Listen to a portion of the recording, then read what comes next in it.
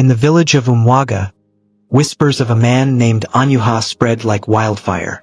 Every woman in the village spoke his name in admiration, every man in hushed envy. He was said to have the gift of life, the only man in the entire village who could father children. This gift, as Anyuha would learn, was both a blessing and a curse.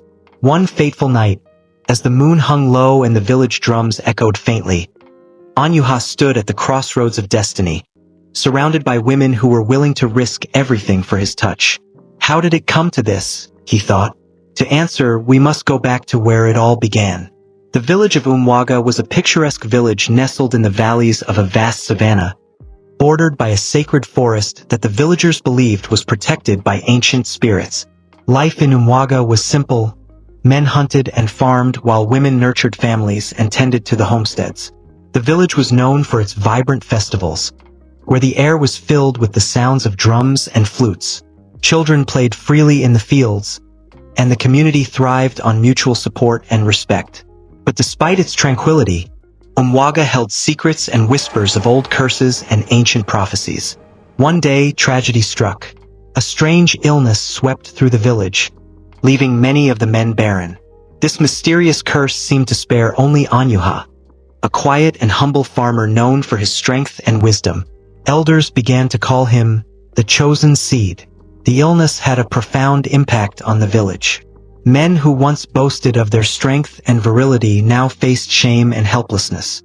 Families who had hoped for children saw their dreams shattered. The village women were consumed by worry, and the air of despair was palpable.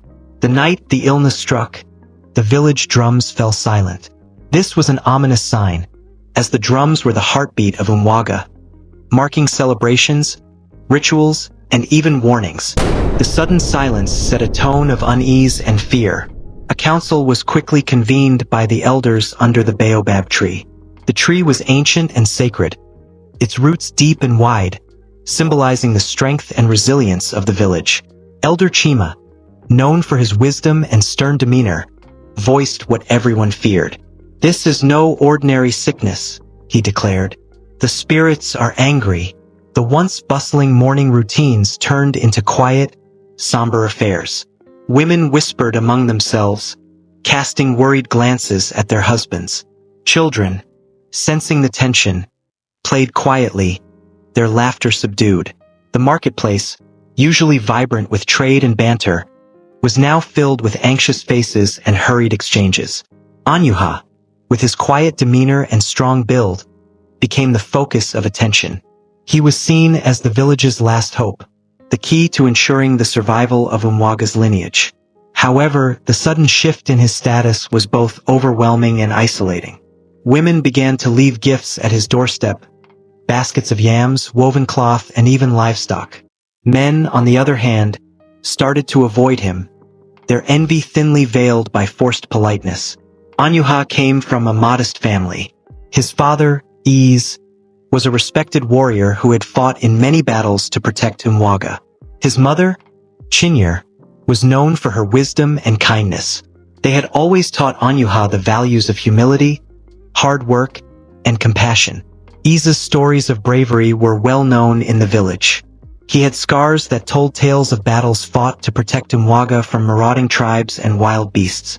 He was not just a warrior but a strategist, revered for his leadership and courage. His death had left a void in the family, but his legacy lived on through Anyuha. Chinyere was the moral compass of the family. She was often sought after for her counsel on matters of the heart and mind. Her gentle nature and nurturing spirit shaped Anyuha's caring and compassionate personality. She would often sit under the baobab tree, weaving stories of wisdom and life lessons into the fabric she worked on. Anyuha's elder brother, Ogadi, had been affected by the curse. The illness had not only rendered him barren but also left him feeling bitter and distant. Despite the strain in their relationship, Ogadi remained protective of Anyuha, warning him of the burden his newfound status would bring. Ogadi's bitterness was a source of tension, but it also stemmed from a place of love and worry for his younger brother. Life in Umwaga was a delicate balance of tradition and survival. Men would gather at dawn to discuss farming strategies and hunting plans. Women prepared meals, tended to the children, and engaged in communal activities such as weaving and pottery. The village elders held regular councils to address issues and make decisions for the community's welfare. The day began with the rising sun casting a golden hue over the savannah. Men assembled at the edge of the village, discussing the day's work. The sound of hoes hitting the soil was rhythmic, a reminder of the labor that sustained their lives. Women sang as they fetched water from the stream, their voices harmonizing with the sounds of nature. Every seventh day, the village came alive with the hustle and bustle of market day. Traders from nearby villages would come to exchange goods.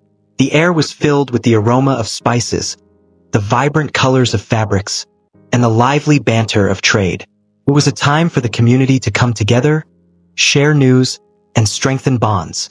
Umwaga was known for its festivals, celebrating everything from the harvest to the arrival of the first rains. The most significant was the New Yam Festival, a time of thanksgiving and celebration. Drums beat in a rhythm that resonated with the heartbeat of the village, and everyone participated in dances, songs, and feasts. The sacred forest bordering the village was a place of reverence and mystery. It was believed that the spirits of the ancestors resided there, watching over the village and ensuring its prosperity.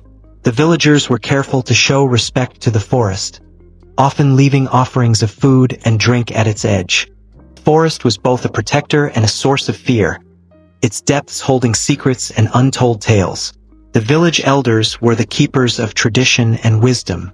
They met regularly under the shade of the baobab tree, their discussions guiding the village through challenges and celebrations alike.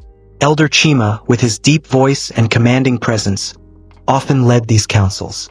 His insights, though sometimes harsh, were respected and followed. Shortly after the illness struck, the village oracle, Neoma, delivered a prophecy. Neoma was a revered figure, her words carrying the weight of divine insight. Her presence commanded respect, and her prophecies were never taken lightly. Neoma lived at the edge of the sacred forest, in a hut adorned with symbols of her mystical powers. The entrance was flanked by carved wooden figures representing the spirits, and the air around her home was thick with the scent of burning herbs. In a gathering under the baobab tree, Neoma's voice echoed through the silent crowd. Her eyes, clouded with age yet piercing with wisdom, scanned the faces before her. One man shall carry the hope of Umwaga. His seed will replenish the land, but his heart will be torn between duty and love. The prophecy sent ripples through the village. While it provided a glimmer of hope, it also hinted at the personal struggles Anyuha would face. Mothers looked at their daughters with renewed hope, while men, still grappling with their own loss, felt a mix of relief and resentment. Anyuha couldn't help but feel the weight of the prophecy. He often found himself at the riverbank, staring into the water, contemplating the future. The burden of being the chosen one felt heavy, and he wondered if he was strong enough to bear it. The villagers couldn't help but wonder who this chosen man would be, and how he would handle the immense responsibility. Whispers filled the air, and Anyuha's name was on everyone's lips. The stage was set for a journey of love, duty, and destiny. As news of Anyuha's potency spread, women from every corner of the village sought his attention. Mothers begged him to father their daughters' children. Widows offered him gifts of livestock and gold. Even the chief's wife, Nkem, secretly visited him in the fields, her gaze lingering longer than appropriate. The sudden attention placed Anyuha in an uncomfortable spotlight. Women would leave gifts at his doorstep, and men eyed him with a mix of envy and resentment. The balance of the village's social structure was disrupted, and tensions began to rise. Anyuha, overwhelmed by the pressure, sought counsel from his elder brother, Ogadi, who had been rendered barren by the illness. "This is not a gift, Anyuha," Ogadi warned. "It is a burden that will test your soul." Ogadi's words echoed the warnings of the prophecy, leaving Anyuha feeling more isolated than ever. Anyuha's heart was heavy with the weight of his new role. He had always been a man of simple desires, content with the life of a farmer. Now, he faced the daunting task of fulfilling a prophecy that he had never asked for. He felt a growing disconnect between his personal desires and the expectations of the village. At night, Anyuha would often sit by the river, reflecting on the words of the oracle and the pressures he faced. He found solace in the sound of the flowing water, a reminder of the continuity of life despite the challenges. Among the many women seeking Anyuha, there was one who captured his heart, Adama, a beautiful weaver with skin like polished ebony and a laugh that lit up the darkest corners of the village. Adama was known for her skill in weaving intricate patterns that told the stories of the ancestors. Her creations were highly prized, and she took great pride in her work. Adama's beauty was matched by her intelligence and strength. She was a woman who knew her worth and stood firm in her beliefs. But Adama was promised to another man, Okeke, a wealthy trader who had been rendered impotent by the illness. Okeke was a man of influence, and his wealth provided security for Adama's family. Despite the societal norms and the risk of bringing dishonor to her family, Anyuha and Adama began meeting in secret under the sacred Irako tree. Their love grew, but their forbidden romance threatened to bring dishonor to her family. Under the cover of night, Anyuha and Adama would meet by the Irako tree, a place imbued with spiritual significance. The tree's massive roots provided a secluded spot where they could talk without fear of being discovered. Their conversations were filled with dreams of a future together, free from the burdens of the prophecy and societal expectations. Adama's presence provided Anyuha with a sense of normalcy and joy that he desperately needed. Her laughter was a balm to his troubled soul, and her touch reminded him of the simple pleasures of life. However, the constant threat of discovery loomed over them, casting a shadow on their moments of happiness. Things took a dramatic turn when the village chief summoned Anyuha to his palace. The chief's palace was an imposing structure, adorned with symbols of power and authority.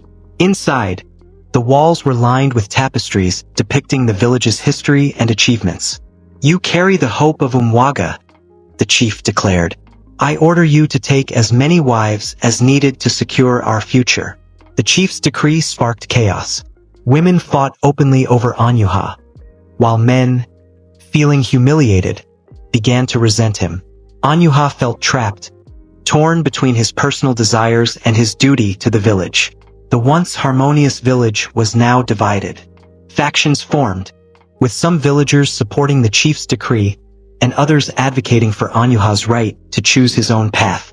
The tension was palpable, and the sense of community that had once defined Umwaga seemed to be unraveling. Anyuha's home became a place of refuge for him, but even there, pressures followed. Women would gather outside, hoping for a chance to speak with him. Anyuha's heart ached as he saw the desperation in their eyes, knowing that he could not fulfill everyone's expectations. Among Anyuha's rivals was Okeke, Adama's promised husband. Furious over losing his bride, Okeke spread rumors that Anyuha's potency was the result of a pact with dark spirits. Why else would the illness spare him alone? Okeke whispered, sowing seeds of doubt in the village.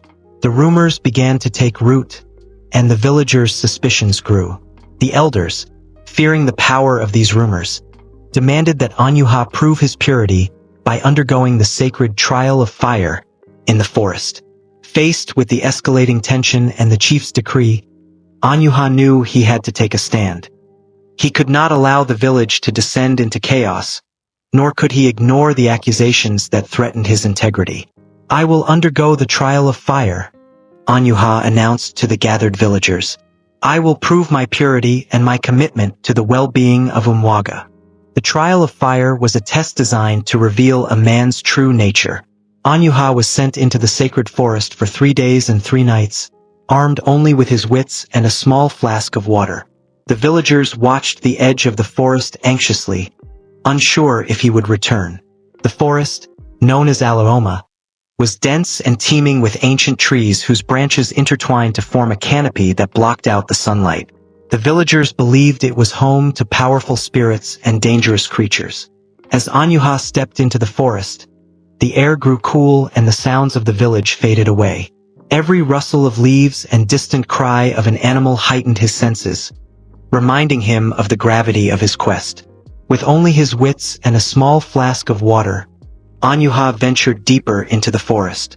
The ground was uneven, and thick roots twisted across the path, threatening to trip him with every step. He moved cautiously, knowing that the forest was full of unseen dangers. On the first night, as darkness enveloped the forest, Anyuha built a small fire to ward off the cold and to keep the wild animals at bay. The forest came alive with nocturnal sounds, the hooting of owls, the distant howls of wolves, and the rustling of unseen creatures. As he sat by the fire, he heard the growl of a leopard nearby. The animal, drawn by the light and warmth of the fire, approached cautiously, its eyes reflecting the flickering flames. Anyuha knew he had to remain calm. He picked up a burning branch from the fire and waved it towards the leopard, making himself appear larger and more threatening. The leopard hesitated, its eyes narrowing as it assessed the situation. After what felt like an eternity, the leopard retreated into the darkness, leaving Anyuha shaken but unharmed. As he ventured further into the forest, Anyuha began to experience visions. The spirits of the barren men who had succumbed to the illness appeared before him, their faces twisted with sorrow and anger. They accused him of betraying them, of abandoning his duty to father children for the village. Their voices echoed in his mind, filling him with doubt and guilt.